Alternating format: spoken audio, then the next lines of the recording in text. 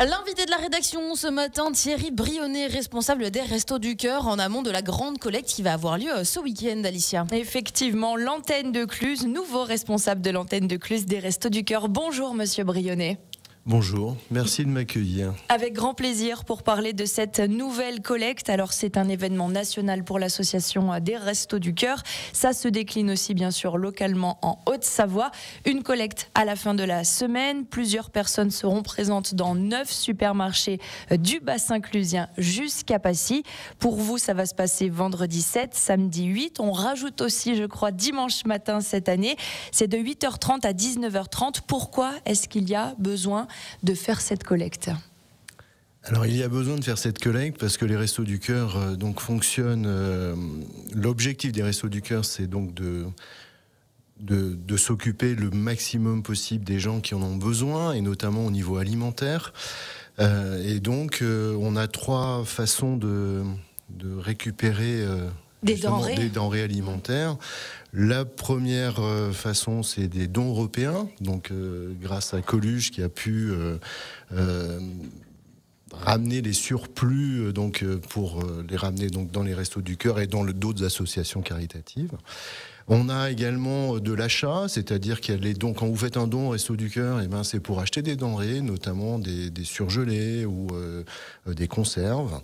Et puis on a donc des dons alimentaires qui sont faits, alors soit dans les journées des grandes collectes, donc 7, 8, 9 mars, mais également toutes les semaines, nous avons des camions qui vont dans les grandes surfaces pour récupérer des produits qui sont en général en date courte ou des produits des invendus. Mais cette journée, là, ces 3 jours, pour nous, c'est très important. Un petit ordre de grandeur. Pendant 3 jours, on va récupérer, rien que sur les 9 magasins de Cluse, environ 20 tonnes de produits, donc ce qui est très, très important. Est-ce qu'on arrive à quantifier 20 tonnes de produits, ce que ça représente sur la durée? Est-ce que ça veut dire qu'on va pouvoir nourrir X familles ou X personnes sur les 4, 6, 8 prochains mois, même si on sait qu'il y a du consommable et il y a des choses qui peuvent se conserver un peu plus longtemps? Alors la collecte se fait justement sur des produits à date longue et donc la collecte est ramenée directement sur le centre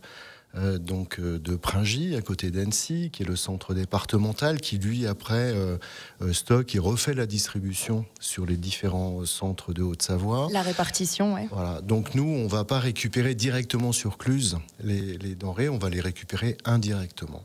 Mais par rapport à votre question, il faut savoir que sur le bassin de Cluse, on a à peu près l'équivalent en mode de fonctionnement de 3000 repas par semaine qui est distribué. Donc 3000 repas, ça correspond à peu près à un peu plus de 300 familles, 320, 330, donc environ 800 personnes et entre 80 et 100 bébés entre 0 et 36 mois. Donc c'est vrai qu'on a besoin d'avoir en permanence de quoi donner, distribuer à ces gens. Alors Thierry Brionnet, justement, les derniers chiffres partagés par les Restos du Cœur Haute-Savoie font écho d'une nouvelle hausse de distribution de repas, 41% pour ce début d'année 2025. Est-ce que c'est une tendance qui se confirme pour l'antenne de Cluse? Malheureusement, oui.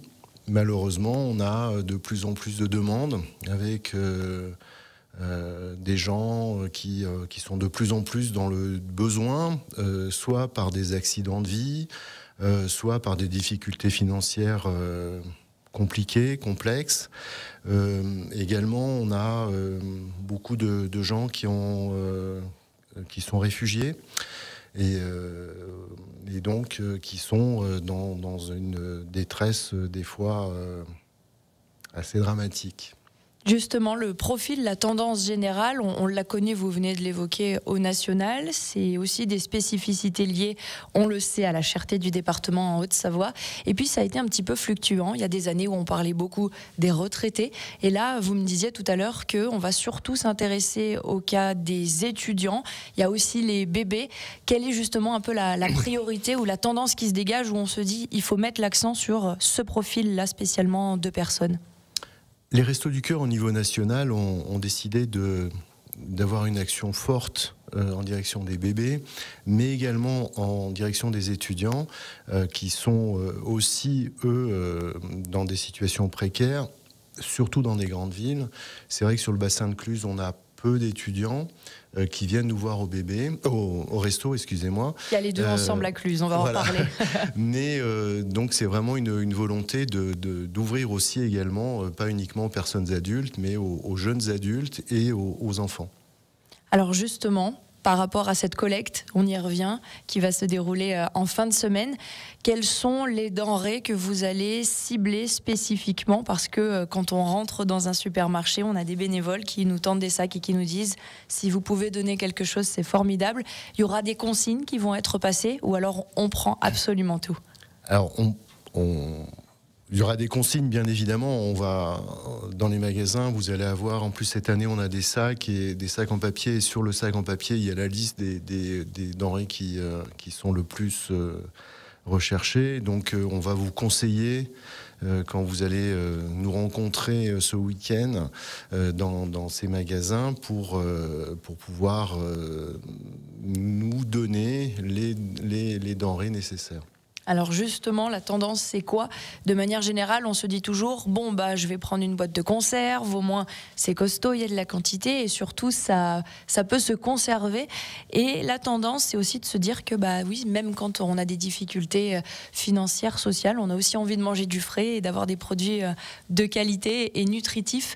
On va donner quoi plutôt comme consigne là, pour ceux qui vont avoir envie de donner ce week-end? Alors, on va donner des consignes sur des produits alimentaires relativement classiques, qui sont les pâtes, le riz, des choses comme ça, mais il peut y avoir aussi des conserves, mais il peut y avoir aussi du chocolat, parce qu'on a le droit aussi d'aimer le chocolat, et on peut aussi avoir des besoins qui sont peut-être un peu plus spécifiques, là orientés bébé, donc avec des couches, avec des produits plus spécifiques bébé, ou des produits d'entretien, des produits de savon, de lessive. On en vient justement à cette antenne de Cluses spécifique parce que les restos bébés œuvrent spécifiquement sur les familles et les enfants en très très bas âge, puisqu'on parle des bébés, justement, bébés du cœur. Il y a une organisation en parallèle aussi, c'est le même concept, mais avec uniquement des choses dédiées pour les bébés, c'est bien ça? Alors on a la chance maintenant d'avoir des locaux sur Cluses qui nous ont permis de rassembler, de ramener parmi nous les gens qui s'occupent plus spécifiquement des bébés du cœur. On a dans nos locaux une partie de distribution qui peut s'apparenter à un magasin alimentaire, et on a également une partie plus bébé avec des vêtements, des jouets, des petits pots, des couches. Et donc les familles qui ont à la fois des bébés et des enfants en plus grand âge peuvent comme ça venir dans le même lieu pour pouvoir obtenir les choses dont ils ont besoin. On parle beaucoup de collecte et de denrées alimentaires. On rappelle que les Restos du Cœur, c'est pas seulement venir récupérer de la nourriture, c'est aussi tous les services qui ont été développés autour, un accompagnement social. Justement, quand on passe la porte des Restos du Cœur, à Cluses en l'occurrence, il y a aussi plein de services tout autour. Il y a une cuisine dans ces nouveaux locaux, il y a une coiffeuse, il y a plein de choses autour qui se sont mises en place. Alors la cuisine, elle est réservée, on va dire, aux bénévoles qui peuvent casser la croûte entre midi et 2. Nous, on ne donne pas de repas, on ne fait pas la cuisine pour les bénéficiaires. Mais c'est vrai que les Restos du Cœur, le mot resto, souvent les gens s'arrêtent justement à l'idée initiale de Coluche, qui était de donner des repas aux gens qui en avaient besoin. En réalité, maintenant, les Restos du Cœur, c'est beaucoup plus que ça. C'est bien sûr une aide alimentaire, mais également une aide à la personne qui peut aller, comme vous l'avez indiqué, sur une coiffeuse qu'on a le jeudi, si mes souvenirs sont bons. Mais également, on peut avoir de l'aide à la personne avec des cours de français. On peut donner également des conseils administratifs. on a des aides au microcrédit, on organise aussi certaines possibilités de départ en vacances pour certaines familles. On essaye d'avoir une action la plus large possible pour essayer d'aider au maximum les gens qui sont dans le besoin pour qu'ils aient une vie, on va dire, la plus normale possible, en essayant de les aider surtout à sortir de cette précarité qui est quand même un petit peu insupportable. On va continuer à en parler justement de ces bénéficiaires et surtout de cette collecte qui se déroulera en fin de semaine, vendredi, samedi, dimanche matin aussi pour l'antenne de Cluses. Thierry Brionnet, le nouveau responsable de l'antenne clusienne des Restos du Cœur, est notre invité. On revient dans quelques secondes. Notre invité pour parler de cette collecte qui va se dérouler en fin de semaine pour les bénéficiaires les plus précaires, on le sait, sur les Restos du Cœur. Thierry Brionnet, on le disait, certains ont un frein à s'engager dans une association parce qu'il y a des clichés, il y a des idées reçues. On se dit pourquoi est-ce que je donnerais, que ce soit de l'argent, des denrées ou de mon temps, pour des personnes qui peut-être choisissent la facilité, profitent un petit peu du système. Est-ce que ce sont des réalités encore aujourd'hui, ou en tout cas des discours que vous entendez alors que vous êtes justement confronté au quotidien à toutes ces familles qui, on l'imagine, n'ont pas choisi de se retrouver dans cette situation? Alors c'est vrai que quand on est bénévole au Resto du Cœur, on sait pourquoi on est bénévole. C'est-à-dire qu'on a envie de donner de son temps, on est ouvert aux autres, et ces questions, on ne se les pose pas.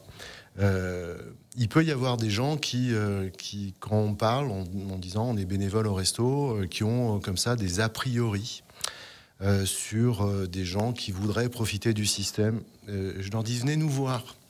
Vous allez vous apercevoir qu'en réalité, les gens qu'on aide sont des gens qui en ont vraiment besoin. On a des gens qui ont eu des vrais accidents de vie, des gens qui sont là alors qu'ils n'ont rien fait pour être là. Donc nous, en plus, on a vraiment... on essaye d'être le plus accueillant possible pour ces gens-là, pour justement qu'ils se sentent dans un espace où ils se sentent accueillis, écoutés et pas jugés ou critiqués. Et je dis aussi, peut-être que s'il y a des gens qui pensent qu'il y a peut-être des profiteurs dedans, venez nous voir. Venez nous voir une journée, regardez comment ça se passe et certainement votre avis va changer. Parce qu'on a encore aussi parfois ce sentiment de la honte. Certains baissent les yeux et on ne communique pas forcément sur le fait qu'on est bénéficiaire et qu'on est dépendant d'une association pour pouvoir se nourrir chaque mois. C'est une évidence. Et en même temps, moi, souvent je dis, on ne peut même pas envisager, imaginer se mettre à la place de ces gens et de voir ce qu'ils sont capables de vivre. Moi, ce qu'on essaye de faire, c'est quand on est face aux bénéficiaires, plutôt que pour essayer de comprendre, c'est de temps en temps de changer de point de vue, d'essayer de faire un pas sur le côté, d'essayer pas forcément de les comprendre encore une fois, parce que je vous dis, il y a des situations qui sont vraiment des situations très très compliquées, mais d'essayer d'être le plus accueillant possible et de donner le plus de temps possible pour aider ces gens-là. Et l'immense majorité des bénévoles au resto, ce qui est mon cas d'ailleurs, c'est de se dire on a une vie, on va dire, qui nous a souri, et on va essayer de rendre un petit peu des choses qui nous sont un petit peu souvent peut-être tombées tout cuit dans la main. Et donc voilà, moi je remercie vraiment mes parents qui m'ont vraiment amené à avoir cette démarche. Mon père, à la retraite, il a été à la Croix-Rouge, aux sans-abri. Et je pense que c'est un état d'esprit, un état de vie. C'est un héritage culturel beaucoup aussi que d'avoir envie de partager, pas uniquement de l'argent, mais du temps, de la bienveillance, du temps humain. Et justement, les bénévoles, on en manque tout le temps, régulièrement. Pour cette collecte, justement, là, à la fin de la semaine, il manque encore une dizaine de personnes. C'est ça, on peut être bénévole d'un jour, d'ailleurs. Alors, on a encore besoin, la collecte commence vendredi, on a vraiment encore besoin, il nous manque une petite dizaine de personnes. Donc, n'hésitez pas à venir. C'est une belle expérience de commencer à rentrer dans le bénévolat. Et surtout, il nous manque aussi des gens, des bénévoles, ce que j'appelle permanents, des gens qui ont envie de s'engager plus sur du long terme.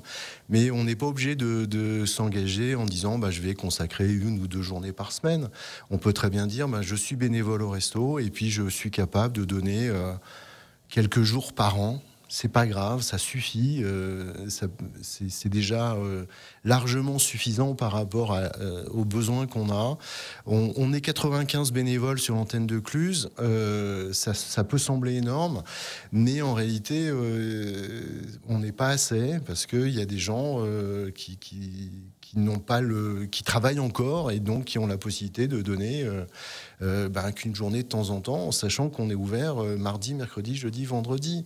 Donc pour un salarié, c'est un peu compliqué de devenir bénévole, mais on peut peut-être consacrer une journée pendant ses vacances ou...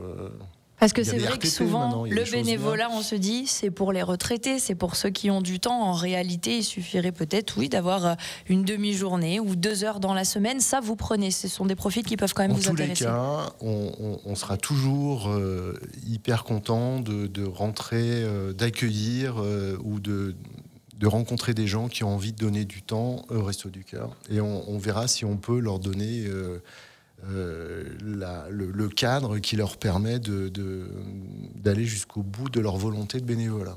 Alors justement, la priorité pour cette collecte en fin de semaine, on le rappelle, vendredi, samedi, 9 supermarchés du bassin clusien jusqu'à Passy et dimanche matin aussi à Passy. Comment est-ce qu'on fait pour s'approcher des Restos du Cœur du Cluse et proposer son temps pour cette collecte ?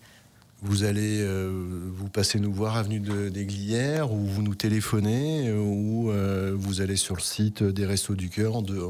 Il y a tout un formulaire qui dit devenir bénévole, comment faire. Et donc on va récupérer toutes vos coordonnées et on sera ravis de vous accueillir. Et après, ça va s'organiser comment ? Il faudrait être levé très tôt, vendredi, samedi, toute la journée ? Non, on a des créneaux qui vont de 8h30 à 19h30, mais on a ce qu'on appelle le matin, c'est 8h30, 14h, ça fait une belle matinée. Et on a l'après-midi, c'est 13h30, 19h30, ça fait une belle après-midi de dons. Première occasion peut-être justement d'être bénévole et de donner de son temps. Merci Thierry Brionnet, nouveau responsable de l'antenne de Cluses des Restos du Cœur. On rappelle la collecte de denrées vendredi, samedi et dimanche matin aussi du côté de Passy dans 9 supermarchés de la vallée. N'hésitez pas à donner de votre temps si vous voulez être bénévole et à donner un petit quelque chose aussi auprès des bénévoles qui vont vous tendre des sacs durant cette période de collecte. Merci et bonne collecte à vous. Merci beaucoup de m'accueillir.